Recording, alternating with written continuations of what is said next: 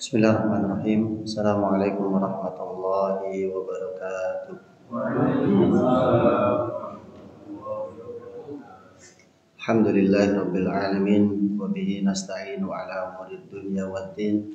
Wassalatu wassalamu ala nabiyyina Muhammadin wa ala alihi wa sahbihi ajmain.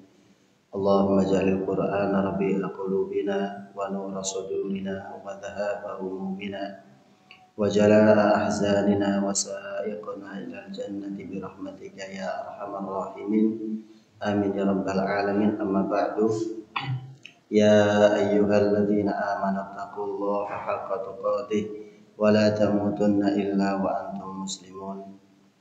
Hadirin jemaah hafizakumullah, syukur kita kepada Allah Subhanahu wa taala.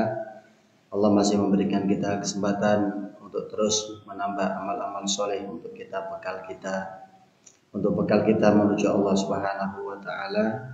Semoga Allah mudahkan, semoga Allah terima amal-amal soleh yang kita lakukan. Amin ya rabbal alamin.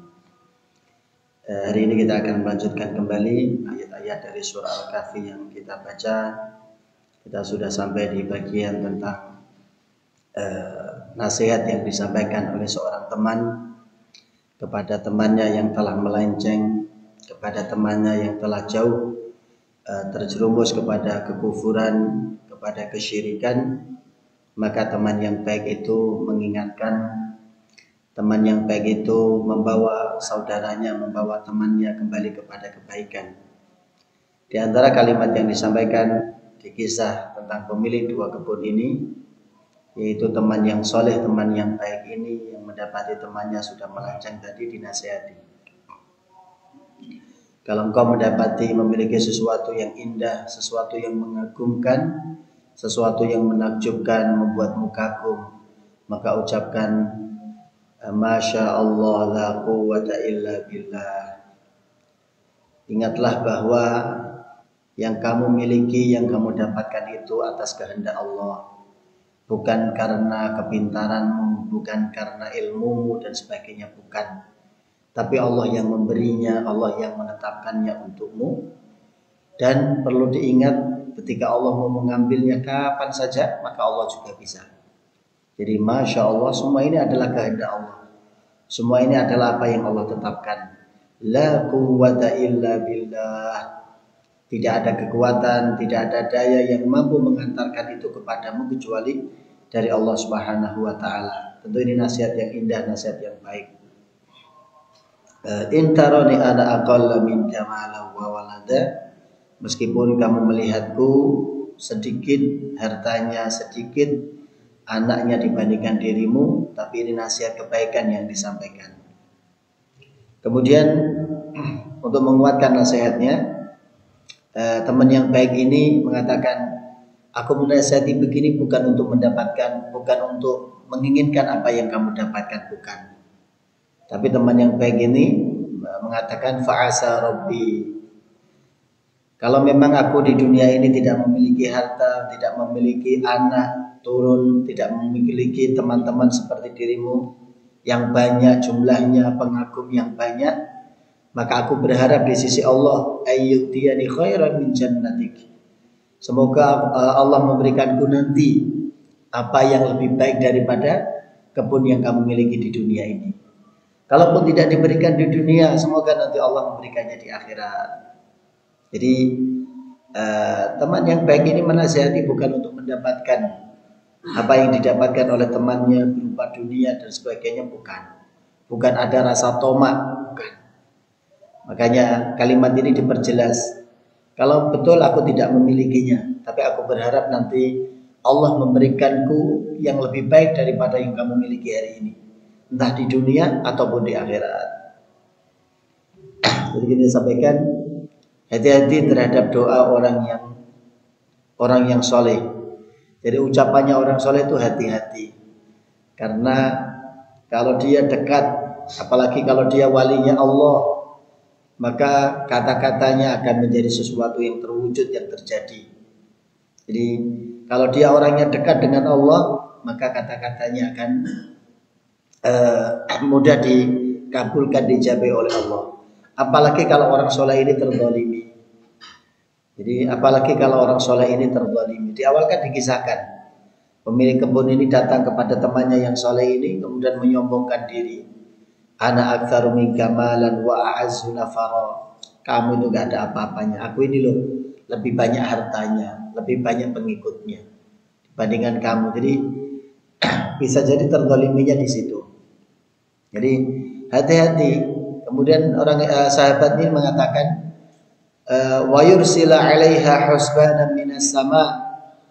Kalau aku berharap semoga Allah memberikan yang lebih baik daripada yang kamu miliki. Itu doa untuk dirinya sendiri. Kemudian dia berdoa untuk temannya.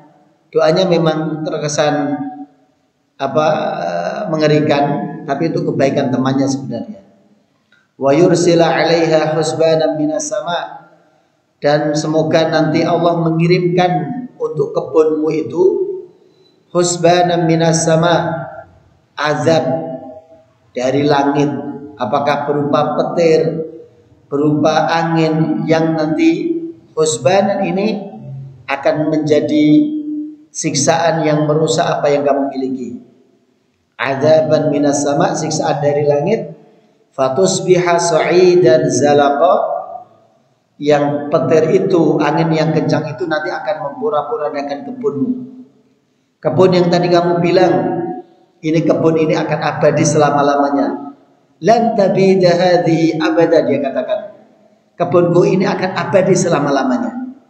Maka temannya ini meminta kepada Allah, semoga Allah mengirimkan untuk kebun yang kamu yakini tadi tidak akan pernah rusak, tidak akan pernah sirna, tidak akan pernah binasa.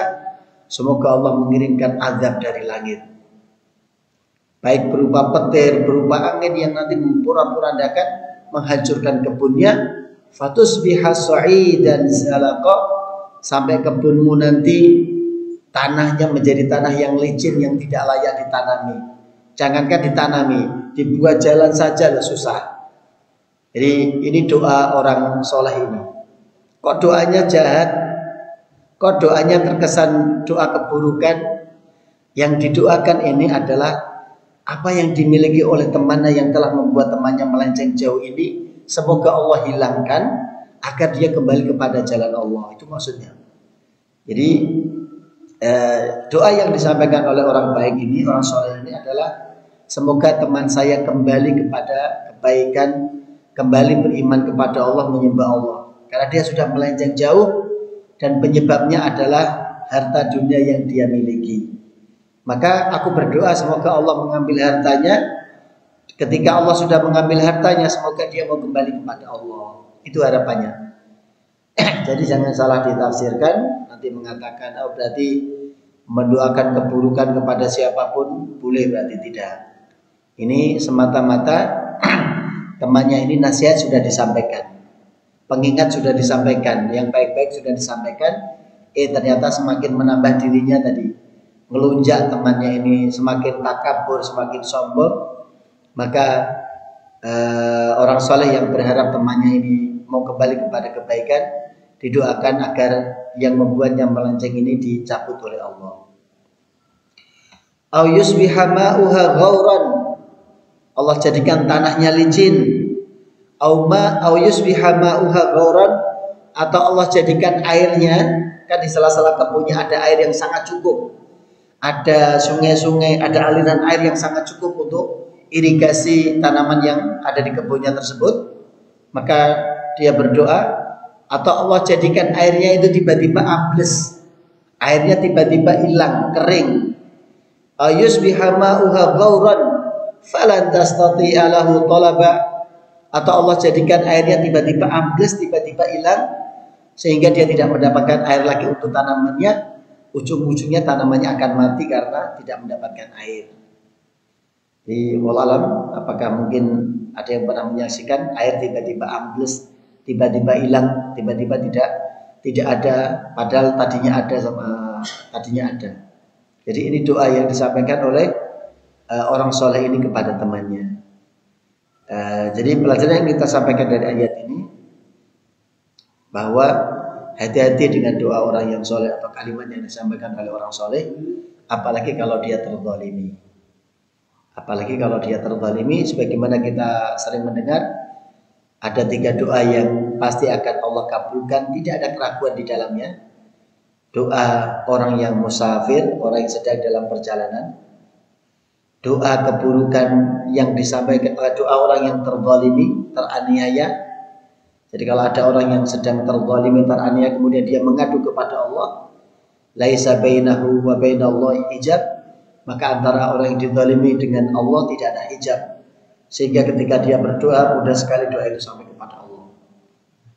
Dan yang ketiga yang hati-hati ini untuk kita semuanya, termasuk doa yang mustajab adalah doa keburukan yang diucapkan oleh orang tua untuk keburukan anaknya. Maka hati-hati sekali, jangan sampai lisan kita sering keceplosan doakan yang tidak baik untuk anaknya. Anaknya nakal misalkan, anaknya menjengkelkan, tiba-tiba bilang dasar anak setan misalkan. Nah kalau anak setan berarti bapaknya. Hati-hati ya. Anak kurang ajar misalkan, hati-hati ya. Jadi jangan maki-maki anak begitu nanti. Untung anaknya nggak jawab ya. Kalau anak cerdas jawab, bapak apa berarti. Jadi hati-hati kan, karena Nabi menyampaikan itu doa yang mustajab. Kalau lagi jengkel-jengkelnya tetap ucapkan yang baik. Anak kok mulai kayak ngono, muka-muka dadi ya misalkan. Itu kisah yang masyhur yang sering disampaikan tentang Imamul Haramain, Syekh Abdurrahman As-Sudais, yang banyak sampaikan, banyak dituliskan di media sosial. Syekh Abdurrahman As-Sudais ketika anak-anak juga beliau Masya Allah seperti anak-anak pada umumnya, banyak polanya, aktif banget, jadi banyak polanya, banyak tingkahnya. Sampai di satu kesempatan dia membuat ibunya sangat-sangat jengkel. Jadi ibunya mau kedatangan tamu, ibunya sudah menyiapkan hidangan untuk menyambut tamu tersebut. Tiba-tiba Abdurrahman As-Sudais yang masih anak-anak ini dari luar rumah dia mengambil pasir, kemudian hidangan yang sudah disiapkan itu ditaburi pasir oleh Syekh Abdurrahman As-Sudais. Kebayang Pak suasananya seperti apa ya? Tamu mau datang, hidangan sudah disiapkan, tiba-tiba anaknya datang kemudian menaburi makanan atau hidangan itu dengan pasir. Maka di puncak kejengkelannya itu sang ibu kurang lebih mengatakan, daripada kamu seperti itu polamu, pergilah kamu sana, jadilah imam Masjidil Haram. Atau kalimatnya kurang lebih seperti itu. Jadi kalimat dari ibunya yang dalam kondisi marah jengkel tadi, tapi yang terucap tetap kebaikan. Pergilah kamu sana ke Masjidil Haram, dan jadilah imam di sana. Dan Masya Allah, doa orang tua itu sampai hari ini masih kita saksikan. Beliau menjadi pemimpinnya para imam Masjidil Haram, dan kalau tidak salah termasuk yang paling senior di antara imam Masjidil Haram yang lain. Jadi itu yang sering kita baca, yang sering kita dengar. Jadi hati-hati sekali kalau kita mendoakan anak-anak kita, tetap doakan kebaikan walaupun sejengkel apapun, tetap doakan kebaikan. Jadi yang kedua, orang beriman itu harus menjaga izzahnya, harus menjaga kemuliaan dirinya, tidak gampang menjulurkan tangan, tidak gampang minta-minta di hadapan orang yang punya harta atau di hadapan orang yang punya jabatan. Jadi kalau orang itu biasa menjulurkan tangannya kepada orang lain, dia akan sulit untuk menjulurkan lidahnya dalam menyampaikan nasihat. Kalau orang itu biasa tangannya begini, minta. Kalau sekarang bukan ke depan tapi dari belakang. Mintanya dari belakang. Kalau orang biasa menjulurkan tangannya, dia akan sulit untuk menjulurkan lisannya untuk menasihati. Lidahnya akan keluh. Kalau ketemu orang, oh dulu orang ini banyak membantu saya. Walaupun membantu untuk pesantrennya misalkan, untuk sekolahannya. Tapi kalau dia punya hutang, kita punya hutang jasa kepada orang itu, begitu dia nanti salah, begitu dia nanti tergelincir, mau menasihati itu susah. Gak akan bisa. Mau menasihati susah. Di Al-Quran bahkan sudah disebutkan Nabi Musa alaihissalam ketika berhadapan dengan Fir'aun yang Allah takdirkan yang mengasuh Nabi Musa sejak bayi. Lihat ketika Nabi Musa harus berhadapan dengan Fir'aun. Apa kalimatnya Fir'aun? Alam nurabbika fina walida. Kamu Musa datang-datang nyeramain saya. Bukankah kamu dulu yang mengasuh itu saya? Lihat. Jasa-jasa yang sudah dilakukan oleh Fir'aun kepada Nabi Musa diungkit-ungkit. Alam nurabbika fina walida. Bukankah aku dulu yang ngasuh kamu? Walabitha fina adada sinin. Kamu dulu lo tinggal di rumah ini, di istana ini bertahun-tahun. Kok tiba-tiba kamu datang menyeramain? Tiba-tiba kamu datang tidak mengakui aku sebagai Tuhan dan sebagainya. Disebutkan dalam. Padahal Nabi Musa tidak pernah minta. Bukan Nabi Musa yang minta, tapi Allah yang mentakdirkan. Kalau itu saja menjadi kendala untuk Nabi Musa, tentu sedikit kendala ya. Bayangkan, dan yang didakwai adalah orang yang sangat berjasa dalam hidupnya Nabi Musa, dalam mengasuh Nabi Musa. Maka pasti ada perasaan tidak nyaman, tidak enak ketika jasa itu diungkit-ungkit. Nabi Musa yang tidak minta saja itu tetap diungkit, apalagi yang sengaja tangannya ke depan, tangannya menjulurkan, akan sulit untuk menyampaikan nasihat kepada orang. Maka di sini di orang yang soleh ini menjaga izzahnya betul. Tidak ada, saya tidak ingin hartamu, saya tidak ingin menjadi banyak pengikut sepertimu, tidak sama sekali. Aku minta saja pahalanya di sisi Allah. Aku minta saja balasan terbaik di sisi Allah. Kalaupun tidak di dunia, semoga di akhirat. Maka itu. Yang ketiga, ini pelajaran pentingnya diantaranya dari 4 kisah yang disebutkan di Al-Quran, di surah Al-Kahfi ini, kisah Ashabul Kahfi, kisah pemilik 2 kebun ini, kisah Nabi Musa dan Nabi Khidir, kemudian kisah Dzulqarnain. Dari 4 kisah ini ternyata yang gagal, yang nasibnya tragis hanya kisahnya si pemilik 2 kebun ini. Kisah Ashabul Kahfi, Masya Allah, mereka mendapatkan kemuliaan, Allah wafatkan dengan sangat indah. Namanya disebut-sebut dengan indah. Kisah Nabi Musa tentu tidak diragukan, beliau seorang Nabi, seorang Rasul. Kisahnya adalah keteladanan. Dzulqarnain, raja yang kekuasaannya sangat luas, membentang dari barat sampai timur, dari timur sampai ke barat. Nah, hanya satu yang gagal di kisah 4 kisah ini, yaitu kisah pemilik 2 kebun yang berakhir dengan tragis, dengan mengenaskan. Kenapa? Karena dia tidak kuat menahan dirinya dari godaan harta dan dunia ini. Akhirnya semua yang dimiliki sirna musnah. Dia tidak mendapatkan kebaikan sama sekali. Maka hati-hati tentang harta. Maka hati-hati ini semua menjadi pengingat untuk kita semuanya. Tidak mesti nunggu banyak kemudian orang itu jadi terfitnah dengan harta, tidak mesti. Kadang punya cukup saja lo bisa terfitnah. Cukup, apalagi banyak kan.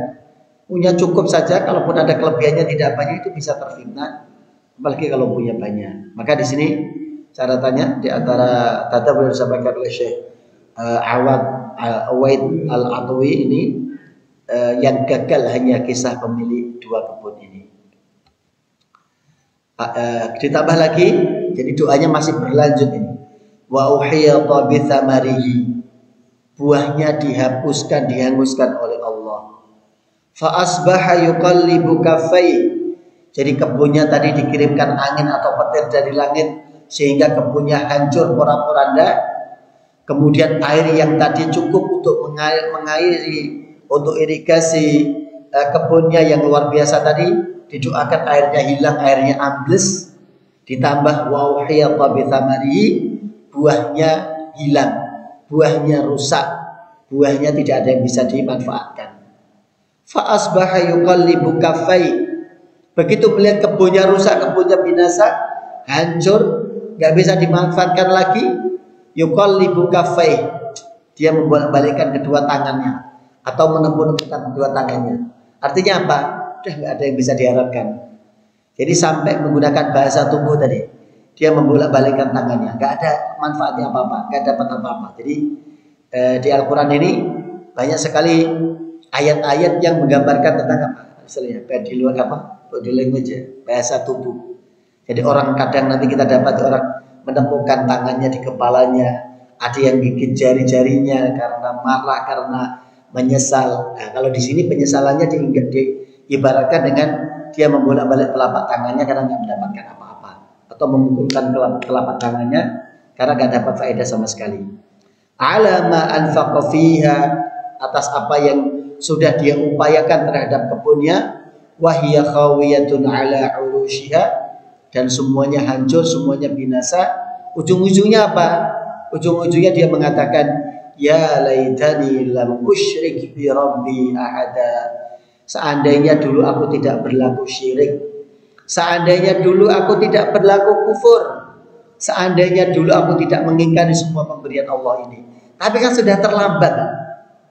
Makanya ini kita sampaikan, lihat, penyesalan yang paling besar dan sudah tidak bisa diulang lagi adalah ketika azab Allah itu datang menimpa yang dimiliki oleh seseorang, kemudian yang dimiliki itu kemudian dijadikan sebagai azab. Itu sudah penyesalan yang besar, sudah gak mungkin lagi kembali. Makanya kalimat ya laitani, duh seandainya dulu, itu sudah terlambat. Penyesalan itu sudah terlambat karena yang dibangga-banggakan, yang dimiliki sudah hilang, sudah rusak. Akibat dari kesyirikan itu, orang akan mendapatkan kerugian di dunia sebelum kerugian di akhirat. Di dunia dia tidak mendapatkan apa-apa, di dunia yang dia harapkan dia tidak mendapatkannya, di akhirat ditambah lagi. Maka ini peringatan untuk kita. Walam takun lahu fi'atun yansurunah, walam takun lahu fi'atun yansurunahu min dunillah.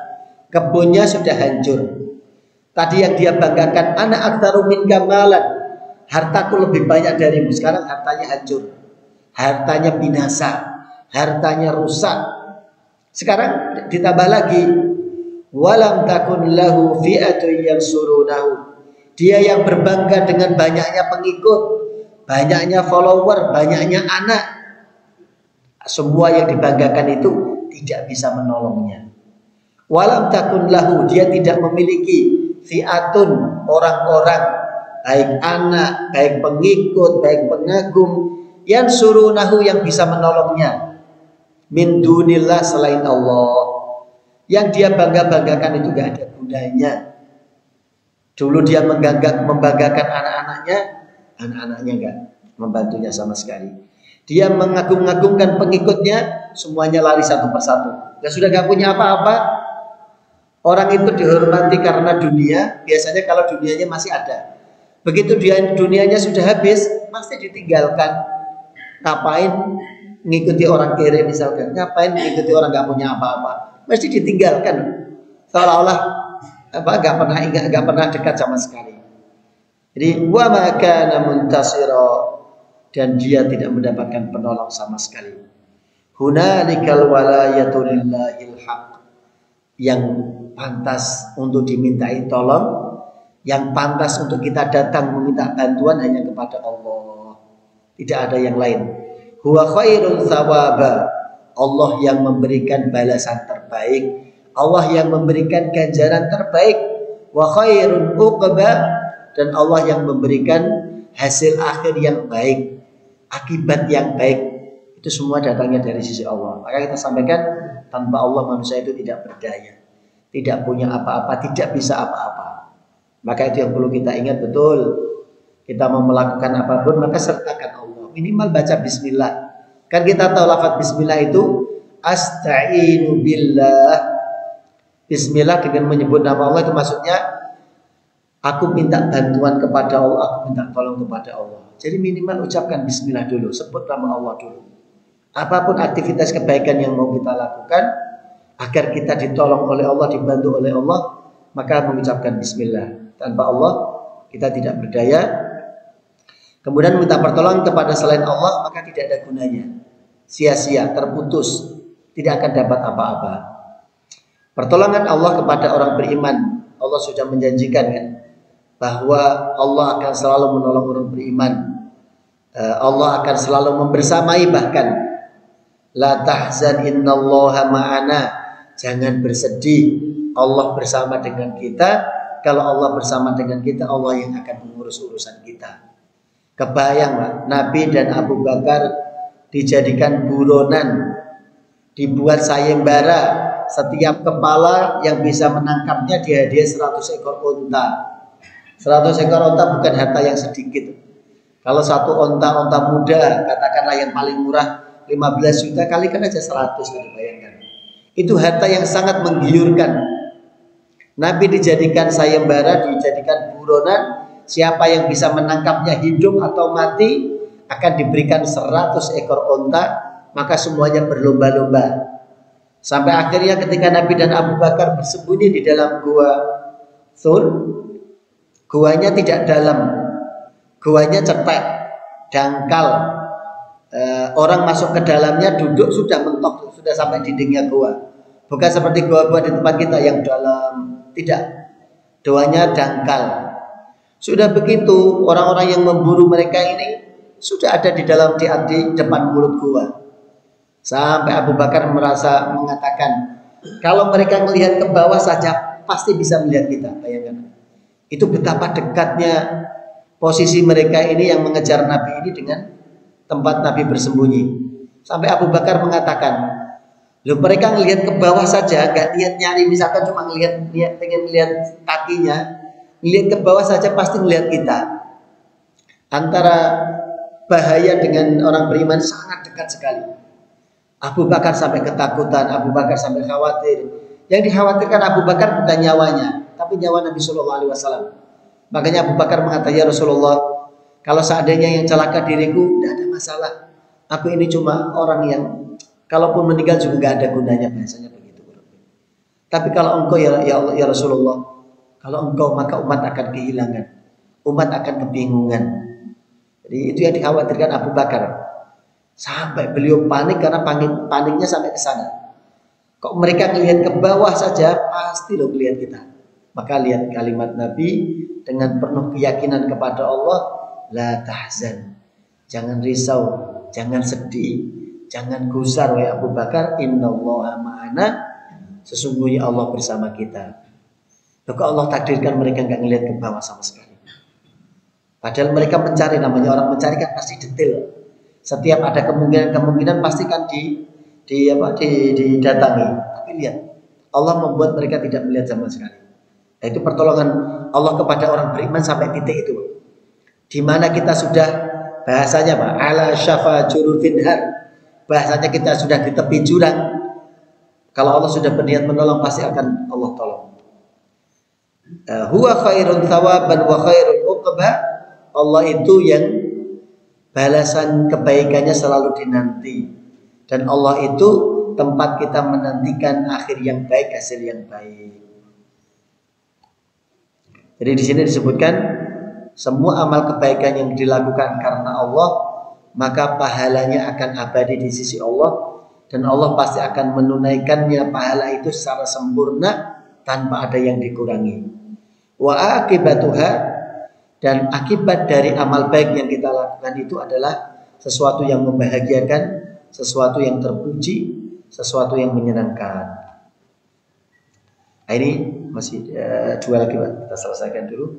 Kemudian kita nanti beranjak ke kisah yang ketiga. Wadrib lahum mathalan hayatid dunya kama in anzalnahu minas sama. Buatlah perumpamaan untuk mereka wahai Muhammad, bahwa dunia yang mereka miliki itu, perumpamaan kehidupan dunia itu kama in anzalnahu minas sama, seperti air hujan yang diturunkan dari langit. Fakhtalata bihi nabatul ardi, kemudian air hujan itu jatuh ke tanah, meresap ke tanah, kemudian air hujan itu akan menumbuhkan tanaman-tanaman. Begitu tanaman itu sudah tumbuh, tanaman itu menghijau, indah dipandang, maka lambat laun fa asbaha hashiman, kemudian lambat laun tanaman itu akan menjadi kering. Karena sudah waktunya selesai berbuah, sudah masa produktifnya sudah selesai, maka tanaman itu akan menjadi kering. Tadruhu riyah, kalau dia sudah kering, dia akan mati, maka dia akan diterbangkan oleh angin. Mulai porak-poranda mulai rusak diterjang oleh angin. Wa kana Allahu ala kulli syai'in muqtadira, maka Allah lah yang maha kuasa atas segala sesuatu. Jadi Allah mengingatkan kita, dunia yang kita tempati ini, dunia yang Allah titipkan kepada kita ini seperti tanaman yang membahagiakan. Kita sudah berusaha mencarinya, sudah kita dapatkan. Ibarat tanaman itu sudah mulai tumbuh, sudah mulai menampakkan buahnya. Kita bisa memanennya, kita bisa memanfaatkannya, kita bisa menggunakan semaksimal mungkin untuk kebutuhan kita. Tapi yakinlah, sehebat-hebatnya tanaman yang kita tanam, suatu saat dia akan kering, suatu saat dia akan layu, suatu saat dia akan mati. Artinya apa? Dunia yang banyak yang Allah titipkan kepada kita hari ini, suatu saat pasti akan habis. Habis dengan dunianya itu, atau kita yang habis untuk memanfaatkannya karena kita ajar kita sudah selesai. Jadi perumpamaan dunia itu, lihat, sependek itu. Turun air hujan, tumbuh, bisa dimanfaatkan, setelah itu layu mati. Cuma itu Pak, secepat itu. Maka ini kita sampaikan di sini. Perumpamaan hidup di dunia itu seperti air hujan yang menumbuhkan tanaman. Begitu tanaman itu sudah tumbuh, maka akan membahagiakan penanamnya, bisa dimanfaatkan. Kemudian setelah itu tadi layu kemudian mati. Syabbahallahu dunya bil ma. Allah mengibaratkan dunia itu seperti air hujan. Kenapa? Karena air hujan itu tidak tetap. Dia tidak menetap di satu tempat. Dia pindah-pindah. Kadang tempat ini diberi, kadang tidak diberi. Jadi dia seperti air hujan. Tidak mungkin di satu tempat terus sepanjang masa, tidak mungkin. Dia akan pindah-pindah. La yastaqirru fi mawdi'in. Dia seperti air yang tidak bisa menetap di satu tempat. Mesti dia akan mencari tempat yang lain, geser ke tempat yang lain. Begitu juga dunia. Dunia ini akan dipergilirkan oleh Allah. Hari ini ada di si fulan, besok ada si fulan B, C dan seterusnya. Kadzalikat dunya, begitulah dunia. La tabqa ala halin wahidah. Dia tidak tetap terus, tidak. Pasti dia berubah-ubah. Hari ini sedikit, besok banyak, kemudian sedikit lagi bahkan habis. Hari ini banyak, menumpuk, bertambah banyak lagi, suatu saat nanti akan berkurang dan habis. Itu perumpamaan mengapa dunia diibaratkan seperti air, karena dia tidak tetap, karena dia tidak abadi, dia tidak terus selama-lamanya seperti tidak, dia mengalami perubahan. Kehidupan dunia itu tidak tetap atau berubah-ubah. Kemudian ini kalimat yang indah dari Hasan Al-Basri rahimahullah ta'ala, ad-dunya darun mukhifah. Dunia itu tempat yang menyeramkan, tempat yang menakutkan. Innama uhbitu adam minal jannah ilayya uqubatan. Kenapa dunia itu tempat yang menyeramkan, menakutkan? Karena Nabiullah Adam diturunkan ke dunia itu karena dihukum, bukan karena dimuliakan, bukan karena mendapatkan kehormatan, bukan. Jadi Nabi Adam itu diturunkan di dunia karena sedang menjalani hukuman atas kesalahannya. Man akramaha yuhan. Barang siapa yang mengagung-agungkan dunia, barang siapa yang mengeluh-ngeluhkan dunia, yuhan, dia akan dihinakan oleh Allah. Dia akan dihinakan oleh dunia yang dia sanjung-sanjung, dunia yang dia puja-puja. Walaha fi kulli hinin qatil. Berapa banyak orang yang mati gara-gara mengejar dunia. Berapa banyak orang yang binasa karena terus berlari di belakang dunia ini. Fakun fiha kal mudawi jurhahu. Jadilah engkau di dunia ini seperti orang yang sedang mengobati luka. Ya, jadilah kita di dunia ini seperti orang yang sedang mengobati luka. Namanya orang punya luka, diobati mesti kan ada perih-perihnya, ada sakitnya, nggak mungkin enak. Namanya terluka. Jadi kita di dunia ini posisikan seperti orang sedang berobat atau mengobati luka kita. Kadang masih mengalirkan darah, nyeri, greges-greges di badan. Nah, itulah dunia. Yasfiru ala syiddatin dawa. Bersabar ketika penyakit itu lagi parah-parahnya. Makhafatulil bala. Jangan sampai ketidaksabaranmu dalam mengobati penyakit tadi. Saya nggak sabar ini, bikin sakit, bikin meriang, bikin greges-greges. Gara-gara kita tidak sabar, malah penyakit itu malah semakin lama semakin panjang nggak kunjung sembuh. Jadi yang sabar, jangan sampai betah, jangan sampai sembrono di dunia ini. Karena kalau kita sembrono, yang ada malah kesakitannya itu akan semakin panjang. Terakhir, satu slide lagi. Terakhir Allah ingatkan lagi. Jadi ini juga solusi yang Allah berikan. Ketika orang itu terfitnah dengan dunia, maka solusi yang Allah berikan pertama, pahami kehidupan dunia itu hakikatnya seperti apa. Hakikatnya itu seperti air hujan yang menumbuhkan, tanaman itu tumbuh, setelah tumbuh nanti lama-kelamaan akan layu. Itu apa namanya? Pemahaman pertama yang Allah berikan, pengingat pertama yang Allah berikan tentang dunia untuk kita. Pengingat yang kedua, al-malu wal banun zinatul hayatid dunya. Betul bahwa harta dunia itu adalah perhiasan dunia. Artinya apa? Orang kalau hidup tidak punya harta, ngenes hidupnya. Orang kalau hidup di dunia nggak punya anak, ya keluarganya terasa hambar. Karena Allah menyebut harta dan anak itu sebagai zina yang menjadikan rumah tangga kita itu indah, yang menjadikan rumah tangga itu kita itu bahagia berwarna-warni, ya karena dua-duanya ada. Kalau salah satu dari keduanya tidak ada atau bahkan dua-duanya tidak ada, kehidupan kita mesti tidak indah. Itu betul. Lihat cara Allah menyampaikan, betul harta dan dunia itu bikin hidup kita indah, betul. Tapi ingatlah ada yang lebih baik dari keduanya. Wal baqiyatus sholihat, amal-amal soleh yang abadi pahalanya itu khairun inda rabbika thawaban wa khairun amala. Betul, harta dunia itu menyenangkan. Harta dunia itu bikin hidup kita berwarna-warni. Harta dunia itu bikin hidup kita itu, Masya Allah, kita bersemangat hidup. Kita bersemangat kerja. Ketika kita punya anak, kita dapat harta dunia, aktivitas kita semakin bersemangat dengannya. Tapi ada yang lebih indah, kata Allah. Kebaikan yang kita lakukan, yang pahalanya dibuat abadi di sisi Allah, itu lebih baik. Dan itu menjadi harapan yang pantas untuk kita harapkan kebaikannya. Karena kalau harta dan dunia, dia harapan yang tidak meyakinkan. Ini kita tuliskan di sini. Pertama, harta dan anak adalah perhiasan hidup di dunia. Namanya perhiasan, ibaratnya kita baru punya sesuatu yang kita senangi, punya kendaraan mewah misalkan. Apakah kesenangan kita terhadap kendaraan mewah yang baru kita miliki itu terus menerus atau semakin hari semakin berkurang? Kan semakin hari semakin berkurang, gak mungkin. Gak mungkin setahun, 2 tahun, 5 tahun, 10 tahun kita membanggakan yang kita miliki, tidak mungkin. Ibarat orang punya mainan baru, anak punya mainan baru, ya dia senangnya cuma seketika itu. Senang dipegang terus dibawa tidur, diajak tidur. Sudah seminggu, 2 minggu sudah lupa kan? Dia pengen yang baru lagi. Itu yang disebut dengan zina.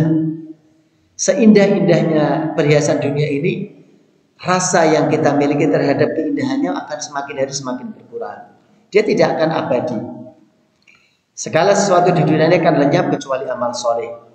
Harta, termasuk anak-anak kita, semuanya akan hilang. Semuanya akan binasa. Entah kita yang duluan atau anak-anak kita yang duluan, pasti akan mati, pasti akan hilang. Kecuali amal soleh yang kita tanam, kecuali amal soleh yang kita lakukan. Dan Nabi sudah menyampaikan kan, kalau orang meninggal itu cuma 3 yang abadi pahalanya. Yang itu harus kita upayakan sejak sekarang. Kalau kita mengandalkan anak kita, itu harapan kita khawatir tadi, di luar ekspektasi kita. Kita hari ini membahagiakan anak kita, nanti anak kita akan membahagiakan kita di hari tua. Belum tentu.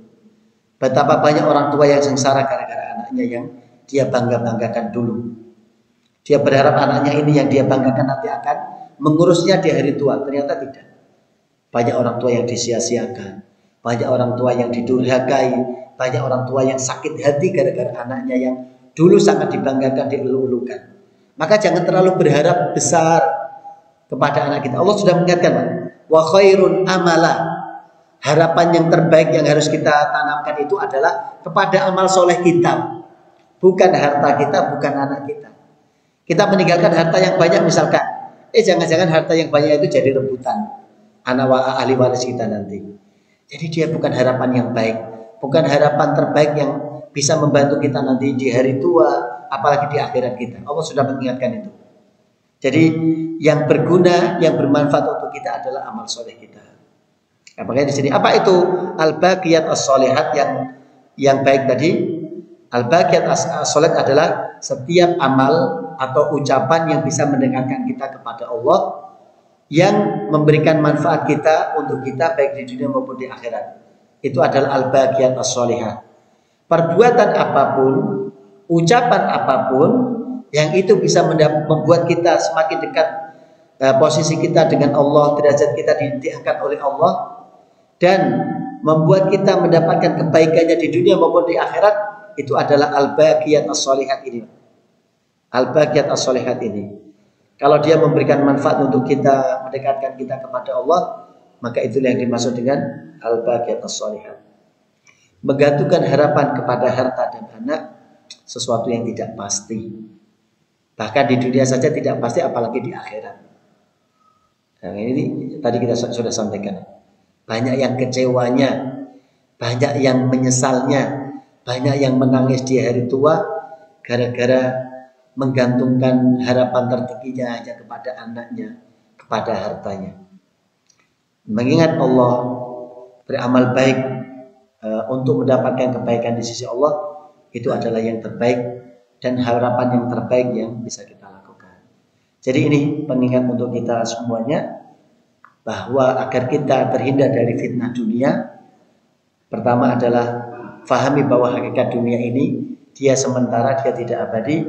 Yang kedua, apa yang kita bangga-banggakan di dunia ini, baik anak-anak yang kita banggakan atau harta yang kita kumpulkan, itu dia bukan sesuatu yang pasti akan menolong kita.